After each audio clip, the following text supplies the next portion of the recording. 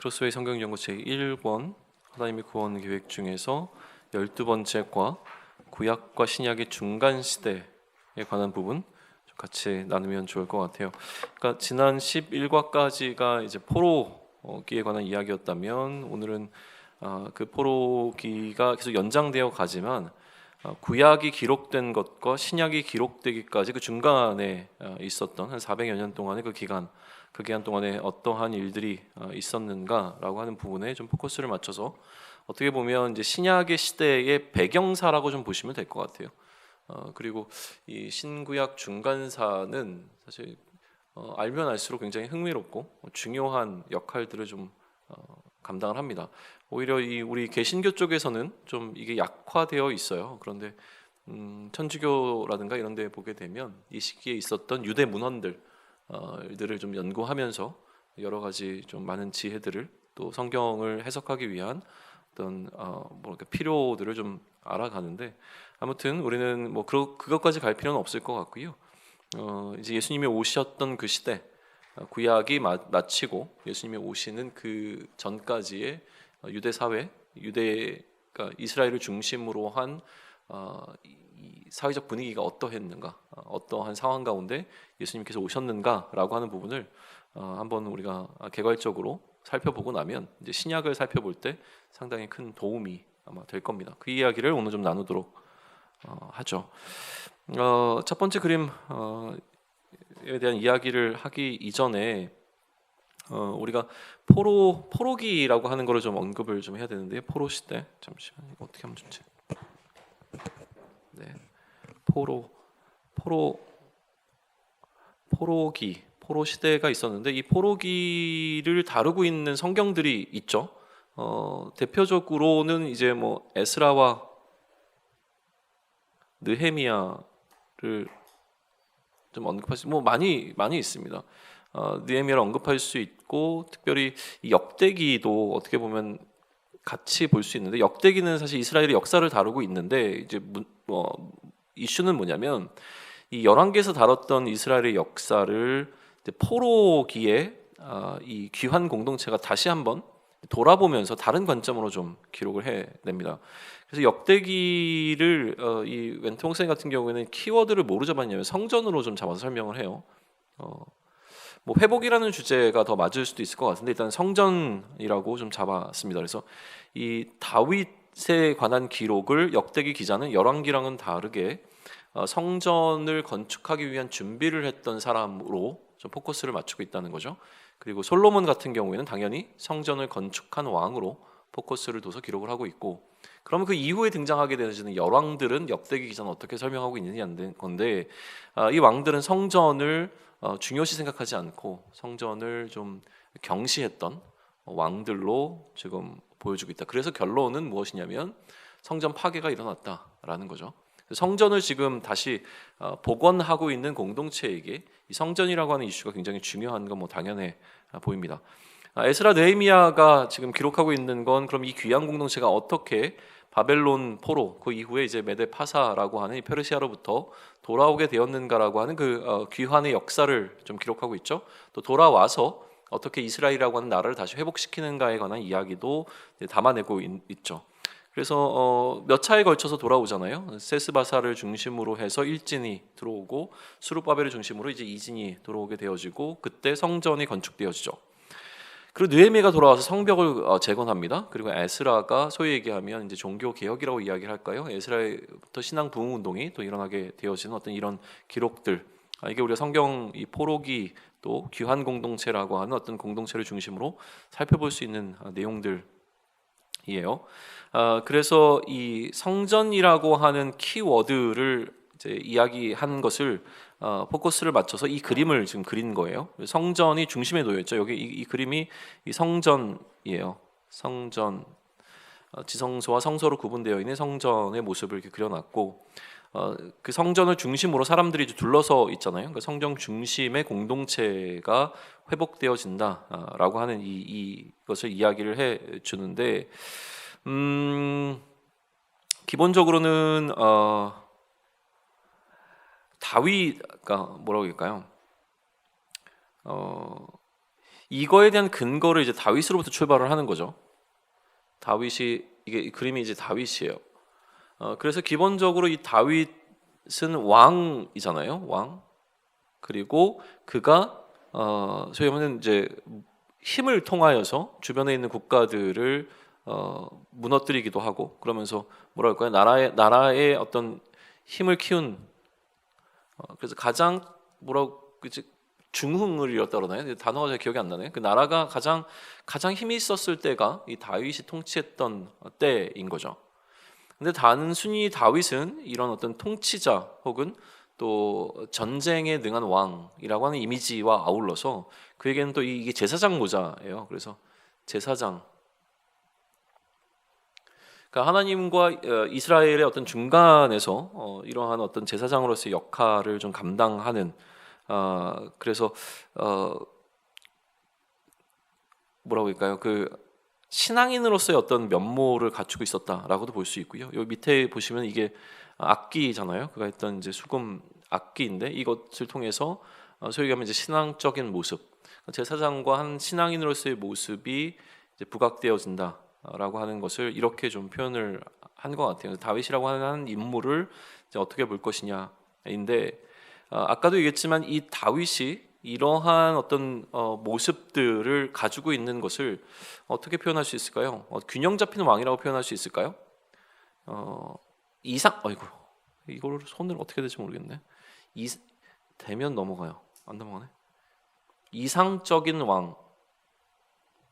그런데 우리가 이 다윗의 허물을 하나를 알고 있죠. 하나뿐이겠어요, 사실은. 근데 성경에서 가장 크게 기록되고 있는 건 그가 이제 밧세바 사건의 어떤 주인공이라고 하는 사실 때문에 다윗을 이상적인 왕으로 표현하기는 참 어려워요.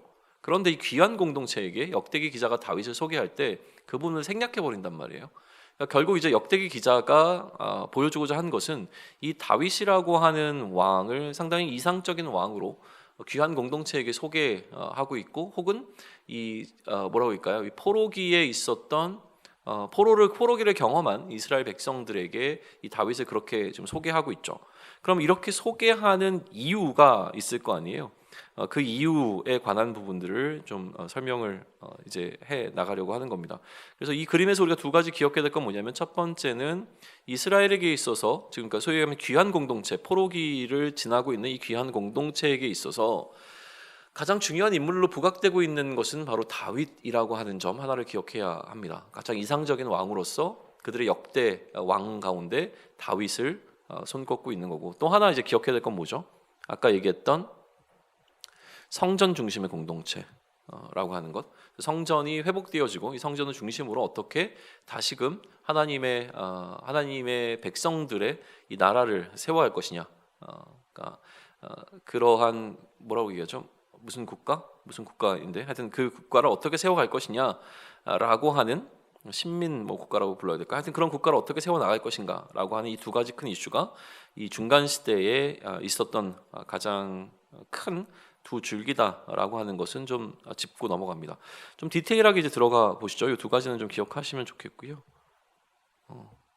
국제 정세예요. 이거를 이제 어떻게 보면 좋을까? 외교적 배경이라고 볼 수 있을 것 같은데 기본적으로는 국제 정세라고 하시면 쉽겠죠. 그러니까 지금 여기 보면 까맣게 땅콩처럼 보이는 거 여기 있죠. 여기가 이제 이스라엘 뭐죠? 이 위치했던 지역이잖아요. 그러니까 여기를 중심으로 보게 되는데 그 이스라엘에 있었던 그 유대 지역을 어느 나라들이 어느 제국이 통치했느냐, 다스렸느냐에 관한 이제 그림을 이렇게 보여주고 있는 거예요. 그러니까 이때 이후로 아수르가 그 북이스라엘을 무너뜨린 이후로 계속 이제 이 유대 지역은 외세의 침공을 받거나 아니면 외세의 통치를 받는 상황에 놓여 있었던 거예요. 그러니까 여기 보게 되면 이제 BC 850년이라고 하는데 BC 850년이고 또 이제 바벨론에 이제 넘어가게 된 그 시점을 보게 되면 600년대이고 그리고 이제 로마가 통치했던 것은 이제 BC 60년대라고 이렇게 본다면 꽤 오랜 기간 동안 이제 이스라엘은 나라 잃은 백성으로서의 어떤 시간들을 이제 보내 왔던 거예요. 그래서 우리 이 나라들을 좀 살펴볼 필요 있죠. 아수르가 강성했다가 나중에 바벨론이 아수르를 이깁니다. 그리고 그 바벨론을 페르시아죠. 페르시아가 이제 또 잡아먹는다고 표현해야 되나요? 그러니까 이제 흡수해 버리고, 그리고 나서 이제 그리스가 잠시 동안 우리가 알고 있는 뭐 알렉산더 뭐 이런 뭐 그리스에 대해서는 좀 알고 있잖아요. 그리스가 또 이 페르시아를 이기죠. 그리고 난 이후에 이제 로마가 그 지중해의 모든 통치권을 장악하게 되어지는 상황. 이게 이제 예수님이 오시기 전까지의 국제 정세라고 하는 거예요. 이걸 뭐 더 자세히 설명할 필요는 없는 것 같습니다. 어쨌든 이러한 상황이라고 하는 것 속에서 이스라엘은 나라 잃은 백성으로 이렇게 오랫동안 있었고, 아수르부터 시작해서 바벨론을 거쳐서 지금 파사라고 하는 페르시아 시대에 귀한 공동체가 돌아왔고, 그리고 로마 시대, 그죠? 로마 시대에 예수님께서 오셨다라고 하는 것까지 알면 좋을 것 같아요. 그리고 로마 이 시대가 신약 성경이 기록되어 있는 이제 배경이 되어지는 것이죠. 그리고 이제 다음 장면을 보시게 되면, 다음 장면은 왜 어떻게? 네, 다음 장면을 보게 되면 역시 이제 지도가 등장하는데, 여기에 보게 되면 요 동그라미가 아마도 이제 예루살렘을 얘기하고 있는 것 같아요. 예루살렘. 그래서 이 예루살렘을 중심으로 해서 이 그러니까 이스라엘의 나라의 지경이 어느 정도, 그러니까 그들이 다스리고 있었던 지역들이 어디였는가라고 하는 것을 이렇게 보여주는 거예요. 첫 번째 초대 왕이었던 사울이 다스린 지역이 여기 나와 있습니다. 사울이 다스린 지역, 그다음에 다윗이 다스린 지역, 솔로몬이 다스린 지역, 그다음에 르호보암, 그다음에 파사, 아까 페르시아의 속국이었을 당시의 유대의 땅. 그리고 잠깐 이 마카베오라고 해서 이 유대인들이 반란을 일으켜서 그 유대 땅을 좀 회복하게 되어지는 시기가 잠깐 한 100년 정도 있었어요. 그 당시에 그들이 회복한 땅이 어디인가, 나중에 이게 다 또 빼앗기게 되어지죠. 아무튼 요 그림을 봤을 때, 이렇게만 딱 봤을 때 이걸 이제 그려놓은 이유가 있겠죠. 빨간색 지역이 유대 땅, 그러니까 이스라엘의 나라의 지경을 보여주는 거라면 언제가 가장 흥왕했던 시기로 보이냐는 거예요. 결국은 다윗이잖아요. 그러니까 이렇게 이미적으로 봤을 때 더 분명히 드러나는 건, 네, 다윗의 시대가 가장 그들이 봤을 때는 회복하고 싶은 나라의 모습일 거잖아요. 우리도 가끔 뭐 발해를 꿈꾸며 이런 거, 아니면 이제 광개토대왕 이야기하면서 우리나라의 뭐 땅이 넓었을 때 이런 것들을 얘기하는 사람들이 있는데, 마찬가지로 이스라엘도 그들의 나라가 만약에 회복되어진다면 다윗의 시대를 꿈꾸지 않았겠습니까? 그게 그들이 했던 맥시멈이었잖아요. 그러니까 그 상황을 이 지도를 통해서 좀 보여주고 있는 거라고 좀 보시면 될 것 같아요. 이스라엘의 황금기였습니다. 그러니까 이스라엘에게 있어서 아까도 얘기했지만 다윗 왕이라고 하는 이 왕은 굉장히 어마어마한 포지션을 갖고 있는 왕이었어요. 그리고 이 다윗 왕에게 더 중요한 건 뭐냐면, 그 다윗 왕에게 하나님께서 무엇을 하셨습니까? 약속을 주셨잖아요. 그게 이제 다윗 언약이죠. 다윗 언약이라고 부르는 부분인데, 이게 사무엘하 7장에 나오고 있는 내용인데 뭐가 되어 있죠? 성전을 건축하는 자에 대한 거죠. 성전을 건축하는 자가 영원한 왕인 그리스도가 될 것이고, 그리고 뭐라고 얘기하죠? 내가 그를 아들이라 부를 것이다라고 되어 있잖아요.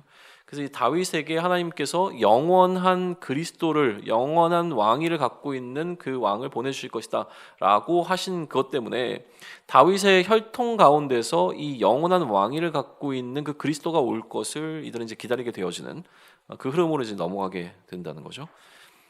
이거를 역사적 배경이라고 한번 보시죠. 아까는 뭐였죠? 국제 정세. 이거는 역사적 배경이라고 본다면, 다음 장면으로, 왜 누르지 않아야 될 때는 눌러주고 누르고 싶을 때는 가만히 있고 그러줄까요? 참 이해할 수가 없네. 네, 이 다음 장면은 뭐냐면 사회적 배경이라고 좀 보시면 될 것 같아요. 물론 사회적 배경은 좀 범위가 넓긴 합니다. 그런데 그냥 사회적 배경이라고 우리가 한번 해 보시죠. 이게 왜 이제 사회적 배경이 되어지냐면, 아까도 얘기했지만 이 다윗 왕 이후에 다윗 왕이 있었고, 중요한 또 키가 성전이라고 했잖아요. 이게 지금 성전 그림이에요. 그럼 이 성전 중심의 공동체를 이뤘다고 했을 때 성전 중심의 공동체가 이게 하나의 사회적 계층을 형성하는 것을 또 드러내는 이 뭐랄까요 분위기를 이끌어 가거든요. 요 위에 보시게 되면 요게 이제 도면이 나와 있는데 안에 제일 새까맣게 되어 있는 요 부분 있잖아요. 요 부분이 지성소예요. 지성소. 지성소라고 하는 것은 가장 거룩한 곳을 얘기하잖아요. 가장 거룩한 곳. 그리고 그 옆에 있는 요 공간이 성소란 말이죠. 그래서 이것을 중심으로 해서 요 바깥이 이스라엘의 뜰, 남자들만 들어갈 수 있는 곳이었고요. 여기가 이제 여인의 뜰이라고 해서 여인들, 이스라엘의 여인들까지 들어갈 수 있었고, 여기가 이방인의 뜰이라고 해서 이방인들이 들어갈 수 있는 공간이었어요. 그러니까 이방인은 요 여인의 뜰로 들어갈 수 없죠. 그리고 여인들은 이스라엘의 뜰로 들어갈 수 없죠. 그리고 남자들은 또 마찬가지로 제사장만 들어갈 수 있는 공간에 들어갈 수 없고 제사장들은 대제사장만 들어갈 수 있는 지성소에 들어갈 수 없는 거예요. 그러니까 이 성전을 중심으로 해서 이 동심원 구조가 넓어지면 넓어질수록 어떻게 되는 거예요? 부정한 것이라고 생각을 했죠. 여기가 가장 거룩한 곳이고 여기로부터 멀어지게 되면 이제 부정한 것이라고 생각을 했기 때문에 성전으로의 어떤 방향성을 갖고 있어요. 그래서 이것이 이제 거룩한 지향점을 갖고 있고 이곳에서 하나님을 만나는 장소라고 생각을 하게 된 거죠. 이거를 좀 입체적으로 그림을 그려놓으면 이러한 형태가 되어집니다. 지금 이 성전은 처음 솔로몬이 지었던 성전과는 굉장히 많이 다르죠. 일단 솔로몬의 성전은 무너졌고 회복 공동체가 성전을 다시 세웠잖아요. 스룹바벨이 세웠는데 스룹바벨이 세우고 난 이후에 그리고 난 다음에 나중에 헤롯이 이것을 이제 증축하게 되어집니다. 그래서 지금 여기 보여지는 이 도면은 헤롯이 다시 지은 헤롯이 건축을 되게 많이 했어요. 건축가였어요. 그래서 여기저기에다가 굉장히 많은 좀 의미 있는 건물들을 굉장히 많이 짓거든요. 근데 이렇게 정치적인 발언을 얘기하면 안 되는데 약간 박 무슨 대통령과 같다고 얘기해야 되나? 하여튼 되게 뭘 많이 지은 거예요. 그렇게만 보면 괜찮은 사람이에요. 뭔가를 맞게 하고 한 것들을 보게 되면 아무튼 그래서 지금 이 헤롯이 지은 헤롯 그 성전이라고 좀 보면 되겠죠. 그래요. 그래서 이곳에서 이제 제사가 드려지는 공간으로 활용이 됩니다. 그런데 이 성전과 아울러서 하나 더 이야기를 반드시 해야 되는 게 있는데 그게 뭐냐면 회당이에요. 그러니까 성전 중심의 공동체를 이루고 있었는데 여전히 회당이라고 하는 것이 중요하게 여겨집니다. 왜냐하면 성전이 파괴되었던 시기가 있었죠. 솔로몬이 지은 성전이 파괴됐을 때 이스라엘이 그러면 이제 안식일을 지키거나 또 멀리 디아스포라로 흩어져 있는 상황 속에서 그들이 안식일을 지키기 위해서는 그들이 모일 수 있는 공간이 필요했고 그래서 그게 만들어진 것이 이 회당이라고 하는 곳이거든요.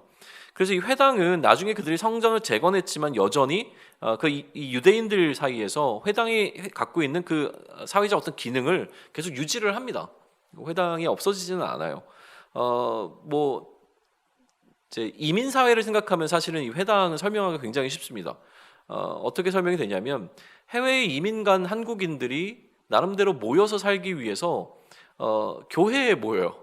독특하게 지금은 좀 많이 달라졌는데 처음에는 이제 한국인들이 집중될 수 있는 곳이 없으니까 교회로 모였습니다. 그래서 교회가 신앙생활을 하기 위한 장소이기도 했지만 한국인들이 모이는 어떤 사회적 어떤 소셜 기관의 어떤 역할을 감당을 해요. 여기서 모여서 한인 사회에 대한 어떤 이야기들도 나누게 되고 중요한 어떤 결정들도 내리게 되고 이런 걸 하는데 마찬가지였다는 거죠. 예루살렘이라고 하는 중심성을 떠나서 각지에 흩어져 있었던 유대인들이 실제로 그 흩어진 곳으로부터 자신들이 무언가 어떤 결정을 내리고 하게 되어지는 여기서 아이들도 가르치고요. 이민교회를 보게 되면 거기서 막 한글 학교 이런 것들도 하거든요. 왜냐하면 학교에서 안 가르쳐주니까 한글을. 그러니까 이런 어떤 나름대로 지역 학교 단체의 중심, 지방 행정을 위한 중심지 이런 걸로 회당이 굉장히 이제 활용도가 높았어요. 그리고 이제 회당의 책임을 맡은 사람들은 나름대로 그 유대 사회에서 리더십, 지도자와 통치자의 어떤 역할을 감당하게 되어지죠. 그래서 성전과 회당이라고 하는 이 두 가지를 좀 기억할 필요가 있습니다. 성전이 회복되고 다시 제사는 성전을 중심으로 돌아오게 되지만 여전히 안식일을 지키는 이 이슈에 있어서는 절기는 성전에서 좀 이루어집니다. 그러나 이 안식일이라고 하는 것은 회당이 여전히 유효한 공간으로 있었다라고 하는 사실을 좀 기억할 필요는 있습니다. 그리고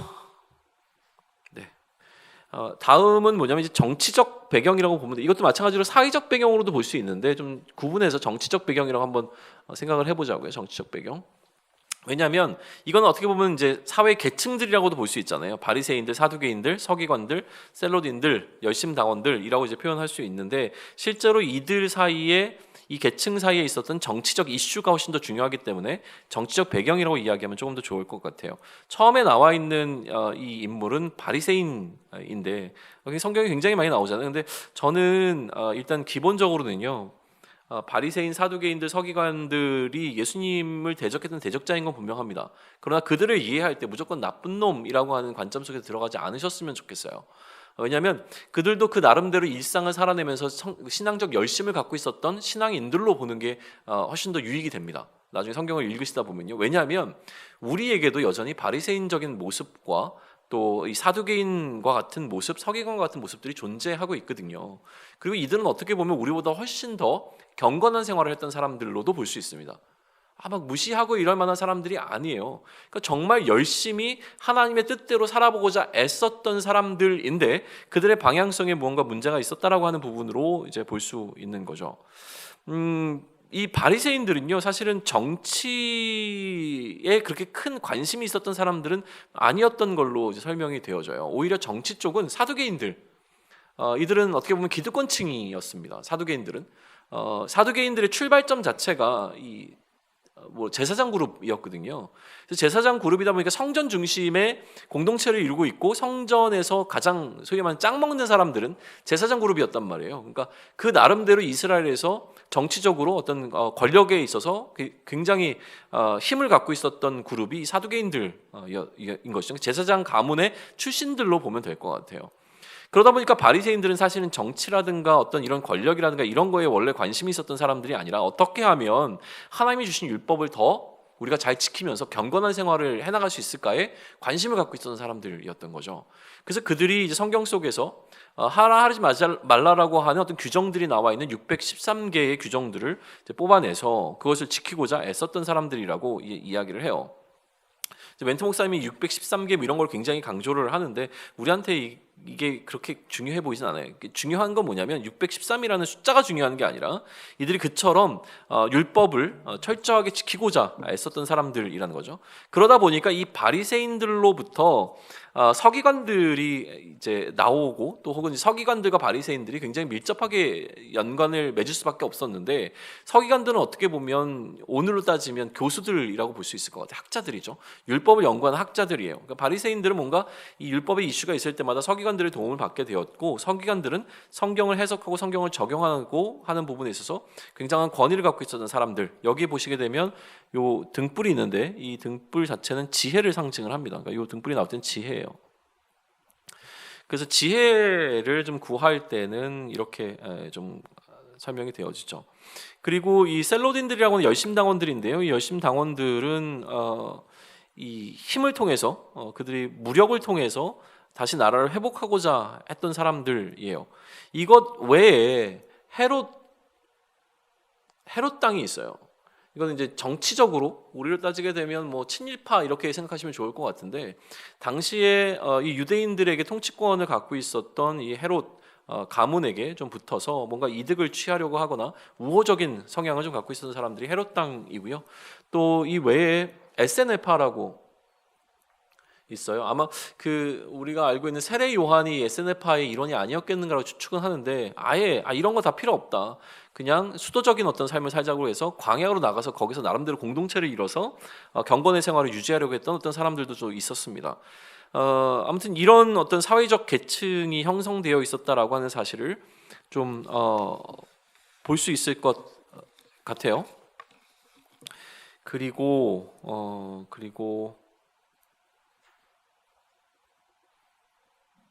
또 뭘 이야기를 해야 되죠?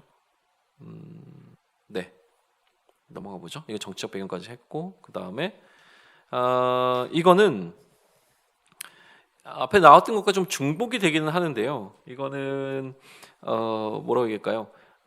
종교적 배경이라고 한번 해보시죠. 종교적 배경으로.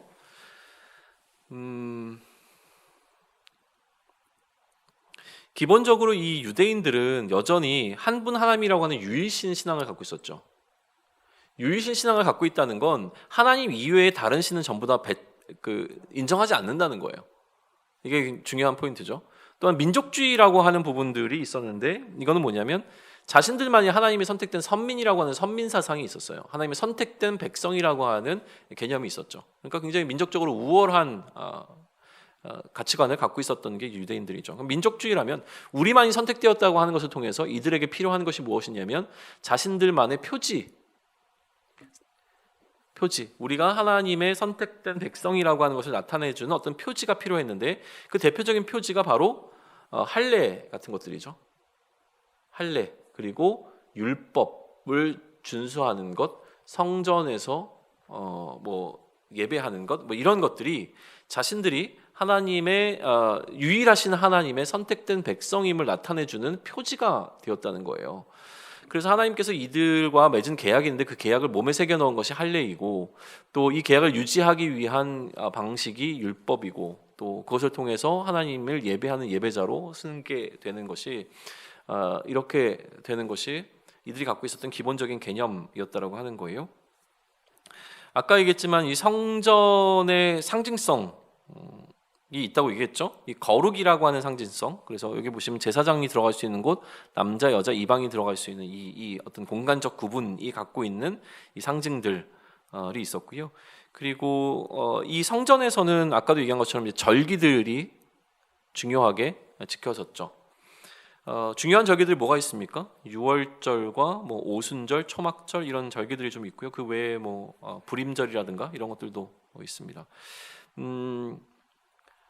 여기 절기들이 여기 있거든요. 절기들이 이곳에서 좀 일어납니다. 그러니까 이런 것들이 기본적으로 이제 유대인들이 자신들의 어떤 유대교라고 부르잖아요. 유대교의 핵심이 되어집니다. 그렇죠? 이런 개념과 또 성전 중심, 그리고 절기를 지키는 것들, 이런 것들이 굉장히 중요해요. 여기에 더 추가한다면 이제 음식법 같은 것들,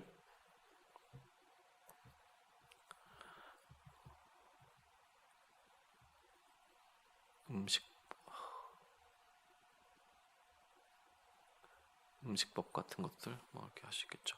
자, 이제 밑에 그림이 있는데 이제 종교적 이라고 했잖아요. 그러다 보니까 여기서 우리가 더 플러스 할 수 있는 건 뭐냐면 신학적 견해 차이예요. 이 두 아까 바리새인과 여기는 지금 사두개인들, 여기 밑에 있어요. 사두개인들, 바리새인과 사두개인들, 파란색이 바리새인들, 그리고 초록색이 사두개인들인데요.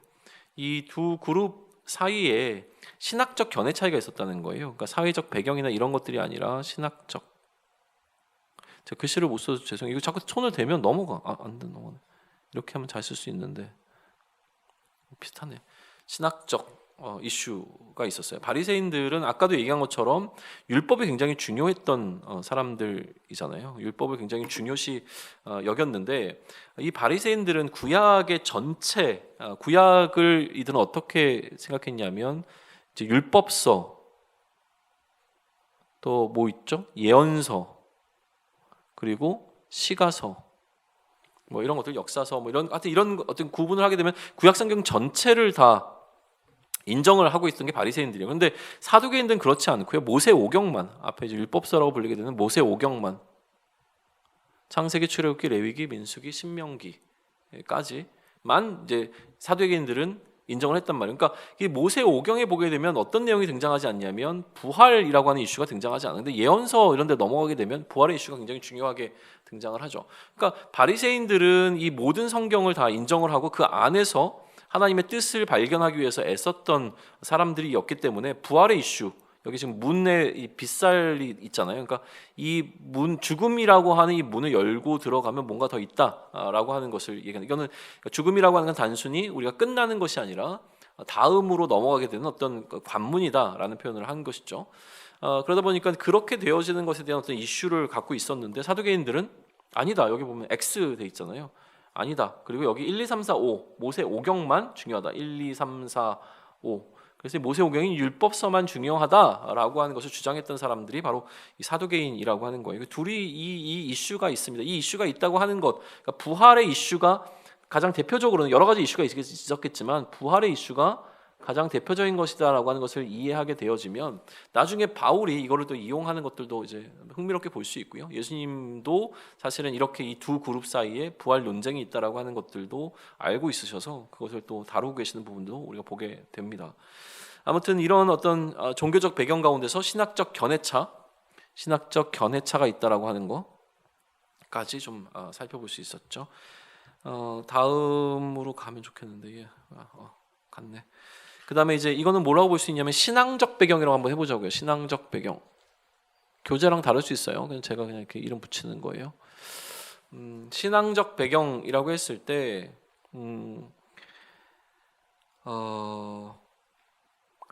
가운데부터 설명을 할까요? 이 가운데 있는 그림은 뭘 이야기하냐면 이사야가 본 환상이죠. 기본적으로는 새 예루살렘이라고 하자고요. 네, 여기가 이제 새 예루살렘에 대한 부분인 거예요. 새 예루살렘, 이제 회복된 하나님께서 새 예루살렘은 이제 하나님의 나라인 거죠. 하나님의 나라를 꿈꾸고 있던 자들, 이라고 하는 이 하나님의 나라를 꿈꾸는데 이 나라가 어떠한 방식으로 이루어지는가에 대한 여러 가지 이슈들을 이렇게 그림으로 좀 그려놓은 거예요. 그래서 첫 번째는 뭐냐면 저는 이제 약간 좀 아쉽기는 해요. 이게 이제 왕인데 이게 왕이니까 그리스도죠. 그리스도. 다르게 표현하면 메시아라고 할 수 있잖아요. 메시아 왕관이 있는데 여기 이제 지혜를 뒀어요. 근데 이 지혜라는 그림보다도 저는 이제 기름 부음이죠. 기름 부음이라고 하는 기름을 좀 표시를 했으면 어땠을까라는 생각이 들긴 하는데요. 아무튼 뭐 그거나 왕이 이제 오셔서 지혜의 왕이라고 표현하기 좀 애매해요. 어쨌든 저는 약속된 그리스도가 오셔서 회복시킬 것이다라고 하는 것을 기대하는 어떤 사람들의 그룹이 있었고요. 또 하나는 이거는 이제 이게 하나님 표시라고 했잖아요. 하나님이 쑥 하고 이렇게 나오시는 그림 느낌 납니까? 이거는 뭐냐면 이제 하나님의 비상한 개입, 하나님의 개입, 강권적인 개입, 하나님이 이제 이 상황 가운데로 확 개입해서 우리 가운데 오셔서 이 문제를 해결해 주실 것이다. 라고 하는 것을 기대하는 그룹이 있었고요. 요 밑에 보게 되어지면 이제 검이 있잖아요. 이건 뭐겠어요? 당연히 우리가 힘으로 무력으로 나라를 회복해야 된다라고 하는 것을 주장하는 사람들로 이 하나님 나라에 대한 비전은 같았다고 하더라도 이 하나님 나라를 이루는 것에 있어서 이 각자가 생각하고 있는 방식들은 좀 차이가 있었다라고 하는 것을 이렇게 좀 보여주는 거죠. 이게 어떻게 보면 이제 신앙의 이슈와도 좀 연결이 되어지는 부분일 겁니다. 그리고 그러면 이 세 가지의 개념을 갖고 있는 사람들에게 이 마지막 그림은 뭘 얘기하냐면 견해 차이가 또 생기는데 어떤 견해 차이냐면 이방인들을 대하는 생각이에요. 이방인들은 결국은 아까 민족주의적 성격을 갖고 있었던 이스라엘이었잖아요. 그러니까 이방인들을 대할 때 이 이방인들을 어떻게 볼 것이냐라고 하는 거죠. 그래서 한쪽은 이 율법 여기 보면 이 율법 안에 들어와 있는 게 이게 유대인이겠죠. 약속 안에 들어와 있다는 의미고요. 율법 바깥에 있는 이제 이방인들, 이들은 이제 하나님께서 어떻게 하실 거냐라는 거에 물음표가 있는 건 뭐냐면 하나님께서 이 이방인들은 다 멸망시킬 것이다. 하나님의 나라가 도래하면 이방인들은 다 멸망시킬 것이라고 보는 입장이 하나 있었고, 또 다른 입장은 뭐냐면 아니다. 이 이방인들도 이 하나님 나라에 참여한 자가 될 것이다라고 하는 어떤 생각을 갖고 있는 사람들도 있었다는 거죠. 이방인을 대하는 태도가 차이가 있었다라는 것. 자, 그러면 이제 마지막 신앙적 배경 정리하면 어떻게 되죠? 이들에게 있었던 믿음, 하나님 나라가 회복되어지는 이슈에 있어서 어떻게 하나님 나라가 회복되어지느냐? 약속된 메시아를 보내주셔서 이 메시아가 하나님 나라를 회복할 것이다. 이거를 기다리는 사람들의 생각을 메시아 대망사상이라고 하잖아요. 대망사상. 그래서 이들은 이 하나님께서 보내실 그 메시아를 간절히 기다렸던 거예요. 그리고 또 다른 사람들은 하나님께서 이 상황 가운데 적극적으로 개입해 들어오셔서 이 모든 상황을 종식시켜 주실 것이다 라고 이제 기대했던 사람들, 무력을 통해서 우리가 나라를 다시 회복해야 된다고 보는 사람들이 있었던 거죠. 이렇게 하나님의 나라가 회복될 때 그러면 유대인과 이방인들의 어떤 종착점은 어떻게 되느냐, 특별히 이방인들은 어떻게 되느냐, 이방인들이 멸망당한다고 본 사람과 아니다, 이방인들도 하나님 나라에 참여하게 될 것이라고 보는 사람들로 이렇게 생각이 좀 나눠져 있었다. 그러니까 이게 그들이 갖고 있었던 시대적 배경, 또 사상적 배경, 신앙적 배경, 이렇게 볼 수 있는 거예요. 자, 그럼 결론을 한번 내려보시죠. 이게 그럼 도대체 우리에게 무슨 의미가 있느냐는 거예요. 어떻게 의미를 좀 찾아갈 수 있을까요? 지금 우리가 본 건 뭐냐면 신구약 중간에 놓이는 중간기거든요. 신구약 중간기에 이스라엘, 그러니까 유대인들에게 어떠한 사회적 배경, 그리고 상황적 배경, 사상적 배경이 그들 안에 있었는가를 이제 보여주는 것들을 설명을 한 거란 말이에요. 이러한 배경 속에서 예수님이 이제 오시게 된 거죠. 그러면 이 중간기를 우리는 어떻게 의미 있게 좀 바라봐야 하느냐라고 하는 건데, 중간기가 있다라고 하는 그 시간은 여전히 포로기였거든요. 그럼 우리가 포로기에서 다시 한번 출발해 보죠. 왜 포로라고 설명을 드렸습니까? 제가 좀 가미한 해석인데, 왜 포로였냐면 그들이 하나님을 멀리했죠. 그러니까 단순히 그들을 힘들게 하기 위해선 여러 가지 방법이 있을 텐데 하나님께서는 포로라고 하는 방식을 사용했다는 건 힘의 논리인 거예요. 그러니까 그들이 추구했던 힘의 논리로, 그들이 추구하는 세상적 방식으로 그들에게 그들이 정말 원하는 방식의 삶을 살도록 내어 버리신 거죠. 그러니까 그 힘의 논리 속에, 세상의 질서 속에서 머물러 있던 이들이 이렇게 해서는 안 되는구나라고 하면서 다시 한번 어떻게 메시아를 대망하고 하나님을 바라볼 수 있는 시간, 그게 바로 이 포로기의 시간이었던 거예요. 포로기의 시간은 단순히 벌받는 시간이 아니라 그들이 하나님을 향한 그 소망이 회복되어지는 시간인 거죠. 그래서 메시아를 대망했다는 메시아 대망 사상이 있는 것과 아울러서 또 하나 어떤 게 중요하게 여겨지냐면 구루터기 신앙이에요. 남은 자 신앙이죠. 그래서 하나님을 향한 이 포로의 상황 속에서도 하나님을 향한 신실함을 잃어버리지 않고 있었던 사람들을 통해서 하나님은 하나님의 나라를 회복시켰다고 이야기를 하거든요. 이 두 가지가 굉장히 중요한 이슈가 되어지는 거예요.